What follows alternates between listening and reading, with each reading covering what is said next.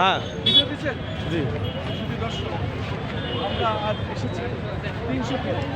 এই 300 ফিট আমাদের পিছনে তারেক রহমান যেখানে বক্তব্য দিয়েছে ঐতিহাসিক মঞ্চ, এবং এই মঞ্চে এসে আমরা দেখতে পাচ্ছি হাজার হাজার দর্শক এখানে এসেছে, নারী পুরুষ শিশু সম্মিলিতভাবে।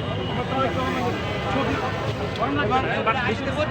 এবং তিনবারের প্রধানমন্ত্রী এবং আমাদের শহীদ প্রেসিডেন্ট জিয়াউর রহমান, যার হাত ধরে আমরা রাজনীতিতে এসেছিলাম জাতীয় দল থেকে আর বিএনপি, সেই ছবি সম্মিলিত সেই 300 ফিটের জায়গায় আমরা এসেছি। 300 ফিটে যেখানে ঐতিহাসিক মঞ্চ, এই মঞ্চ আমরা এসেছি ইতিহাসের সাক্ষী হওয়ার জন্য।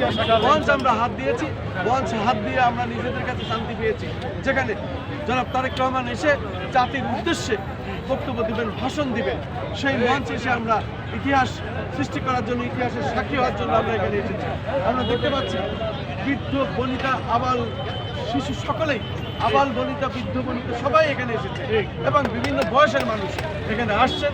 এই মঞ্চ দেখছেন দূর দূরান্ত থেকে সারা বাংলাদেশের প্রত্যেকটি জেলার মানুষ এখানে এসেছেন এবং তারা এখানে মঞ্চকে হাত দিচ্ছেন, হাত দিয়ে মঞ্চকে তারা শান্তিকে, নিজের মনের শান্তি প্রশান্তি উপভোগ করছেন।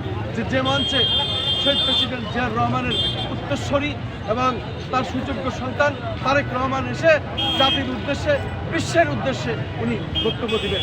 এরপরে উনি এবার কেয়ার হাসপাতালে যাবেন এবং দেশনেত্রী সাবেক প্রধানমন্ত্রী বেগম খালেদা জিয়ার ওনার মাকে দেখতে যাবেন এবং উনি দেখতে গেলে ওনার মা আরও শক্তি পাবেন এবং মনের স্বস্তি ফিরে পাবেন, সাহস পাবেন এবং উনি সুস্থতা ফিরে আসবেন। এবং ওনার জন্য আমরা দোয়া করি। মুরব্বী একটু দোয়াটা ধরেন, দেশনেত্রী বেগম খালেদা জিয়ার জন্য দোয়া মনে করছি, ওনার সুস্থতার জন্য দোয়া করি। আমিন আমিন আমিন। হে আল্লাহ, বেগম খালেদা জিয়ার